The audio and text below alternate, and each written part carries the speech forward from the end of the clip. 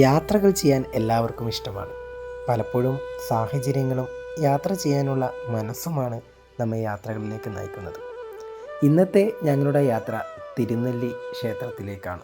വടകരയിൽ നിന്ന് രാവിലെ 5:10 ആനവണ്ടിയിൽ മാനന്തവാടിയിലേക്ക് യാത്ര പുറപ്പെട്ടു. നേരം വെളുത്തു വരുന്നതേയുള്ളൂ. വണ്ടി തൊട്ടിൽപ്പാലം എത്തിയപ്പോൾ മറ്റൊരു വണ്ടിയിലേക്ക് മാറിക്കയറേണ്ടി വന്നു. കുറ്റ്യാടി ചുരത്തിലൂടെയുള്ള യാത്ര നയനമനോഹരമാണ്. 8 മണിയാകുമ്പോഴേക്കും ഞങ്ങൾ മാനന്തവാടി എത്തി. അവിടെ നിന്നൊരു ചായയൊക്കെ കുടിച്ച് തിരുനെല്ലിയിലേക്ക് 8:20 വണ്ടിയുണ്ട്. അതിൽ നേരെ തിരുനെല്ലിയിലേക്ക്. മനോഹരമായ കാനന കാഴ്ചകളാണ് തിരുനെല്ലി പോകുന്ന വഴിയിൽ ഞങ്ങൾക്ക് കാര്യമായ മൃഗങ്ങളെയൊന്നും കാണാൻ പറ്റിയില്ല. 9:10 ഞങ്ങൾ തിരുനെല്ലി എത്തിയിരുന്നു. അവധി ദിവസമായതുകൊണ്ട് തന്നെ നല്ല തിരക്കായിരുന്നു അമ്പലത്തിലുണ്ടായിരുന്നത്. ബലികർമ്മങ്ങൾക്ക് പേരുകേട്ട ക്ഷേത്രമാണ് തിരുനെല്ലി മഹാവിഷ്ണു ക്ഷേത്രം.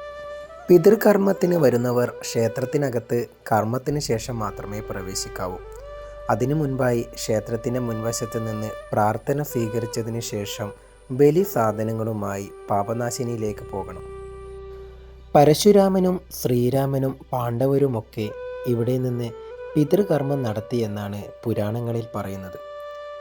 ക്ഷേത്രത്തിൽ നിന്ന് പാപനാശിനിയിലേക്ക് പോകുന്ന വഴിയിൽ നമുക്ക് പഞ്ചതീർത്ഥങ്ങളും അതോടൊപ്പം തന്നെ ഗുണ്ടിക ശിവക്ഷേത്രവും കാണാവുന്നതാണ്. പാപനാശിനിയിൽ ഫോട്ടോഗ്രാഫിയൊന്നും അനുവദനീയമല്ല. അതിനുശേഷം താഴെയുള്ള ഗുണ്ടിക ശിവക്ഷേത്രത്തിൽ നമുക്ക് ദർശനം നടത്താവുന്നതാണ്. പിന്നീട് ഞങ്ങൾ തിരിച്ച് തിരുനെല്ലിയിലേക്ക് കയറി.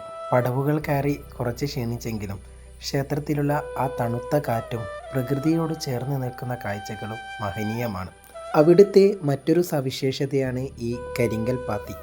ചിറക്കൽ രാജ്ഞിയുമായി ഇത് ബന്ധപ്പെട്ടിരിക്കുന്നു. പിന്നീട് ക്ഷേത്ര ദർശനങ്ങളും വഴിപാടുകളൊക്കെ നടത്തിയതിന് ശേഷം ഞങ്ങൾ നാട്ടിലേക്ക് തിരിച്ചു. കുറച്ചു നേരത്തെ കാത്തിരിപ്പിന് ശേഷം 12:30 ഒരു ആനവണ്ടി മാനന്തവാടിക്ക് കിട്ടി. മാനന്തവാടിയിൽ നിന്ന് ഉച്ചഭക്ഷണമൊക്കെ കഴിച്ചു. വടകരയിലേക്ക് നേരിട്ട് വണ്ടിയില്ലാത്തതുകൊണ്ട് കോഴിക്കോട് വണ്ടിയിൽ കയറി കുറ്റ്യാടി ഇറങ്ങാൻ തീരുമാനിച്ചു. ഞായറാഴ്ച ആയതുകൊണ്ട് നല്ല തിരക്കായിരുന്നു വണ്ടിയിൽ. കുറ്റ്യാടി എത്തി അവിടുന്ന് നേരെ വടകരയിലേക്കും പുറപ്പെട്ടു.